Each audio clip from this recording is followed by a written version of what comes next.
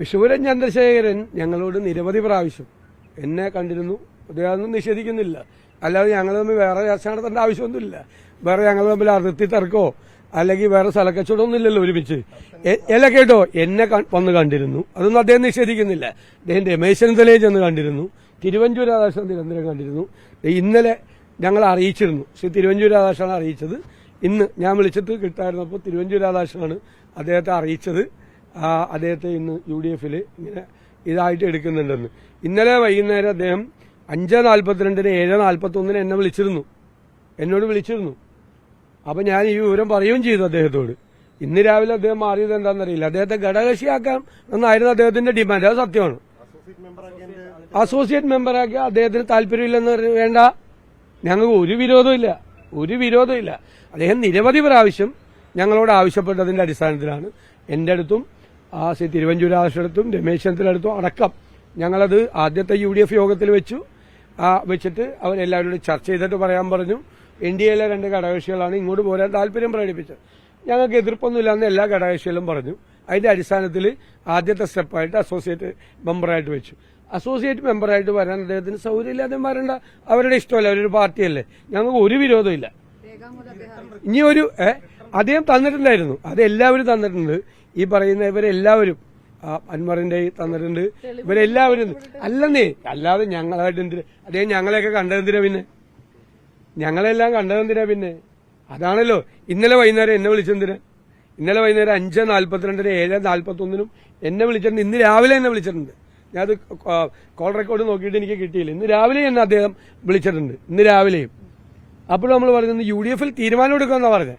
Associate member ആവുന്നുള്ള കാര്യം ഞാൻ പറഞ്ഞിട്ടുണ്ടായില്ല. കാരണം അത് UDF ഇന്ന് അപ്പം ഞങ്ങളെല്ലാവരും തമ്മിലൊരു ധാരണ ഉണ്ടായിരുന്നു. കോൺഗ്രസ് പാർട്ടിയും തീരുമാനിച്ചിട്ടുണ്ടായിരുന്നു. അത് അംഗീകരിച്ചേക്കാൻ 3 പേരുടെ കാര്യം. അപ്പോൾ വിളിച്ചപ്പോൾ നമ്മൾ പറഞ്ഞിട്ടുണ്ട് ഇന്ന് രാവിലെ ഇന്ന് എടുക്കുമെന്ന് പറഞ്ഞു. അസോസിയേറ്റ് മെമ്പറാണെന്നുള്ള കാര്യം പറഞ്ഞിട്ടുണ്ടായില്ല. അല്ല, അറിയിച്ചില്ല. അപ്പൊ നിങ്ങളുടെ മാധ്യമങ്ങളിൽ വന്ന വാർത്ത അറിഞ്ഞു. ഞങ്ങൾക്ക് അതിനുള്ള സമയം കിട്ടിയില്ല. അതിനും അദ്ദേഹം പറഞ്ഞില്ലേ, ഞങ്ങൾ വന്ന് ഭക്ഷണം കഴിച്ച് വന്ന് നിങ്ങളെ കാണുമല്ലേ ചെയ്ത്. അല്ല, അവർക്ക് അസോസിയേറ്റ് മെമ്പറാകാനോ UDF ആയിട്ട് സഹകരിക്കാനോ താല്പര്യമില്ല എന്നൊരു തീരുമാനം അവർക്ക് എടുക്കാം. അല്ല, ഞാൻ അതിനെക്കുറിച്ചൊന്നും കമന്റ് പറയുന്നില്ല. അതൊക്കെ ഓരോരുത്തരുടെ വിശ്വാസ്യതയാണ് ഓരോരുത്തർ കാണിക്കുന്നത്. ചിലപ്പോൾ അസോസിയേറ്റ് മെമ്പറായിട്ടിരിക്കാൻ താല്പര്യം ഉണ്ടാവില്ല. മനസ്സിലായില്ലേ? ഞങ്ങളത് പറഞ്ഞിട്ടില്ല അവരോട്.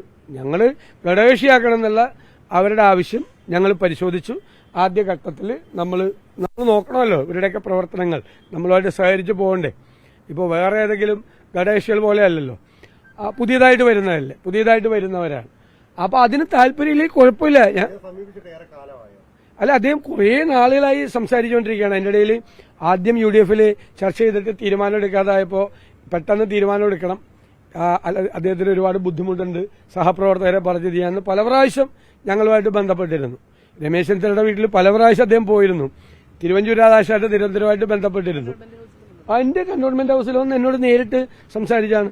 ഒറ്റയ്ക്കല്ല വന്നത്, ശ്രീ തിരുവഞ്ചൂർ രാധാകൃഷ്ണനും കൂടി ചേർന്നാണ് അവരൊരുമിച്ചാണ് വന്ന് സംസാരിച്ചത്. ശ്രീ തിരുവഞ്ചൂരിനെ അറിയാം. ഞങ്ങളെന്തിനാ വെറുതെ എന്നുള്ളവരുടെ ഞങ്ങളോട് വരാത്ത ആളോട്, ഞങ്ങളോട് അഭ്യർത്ഥിക്കാത്ത ഒരാളെ ഞങ്ങളെങ്ങനെ ഒരു സുപ്രഭാതത്തിൽ ആകാശത്ത് പിടിച്ചിട്ട് അസോസിയേറ്റ് മെമ്പർ ആകും? ഞങ്ങൾക്ക് വേറെ പണിയില്ലേ? അത് വിട്ടേക്കത്. ഇല്ലല്ല, അവരോട് ഞാൻ അൻവറുമായിട്ട് സംസാരിച്ചിരുന്നു, അവരുമായിട്ട് കമ്മ്യൂണിക്കേറ്റ് ചെയ്തിരുന്നു.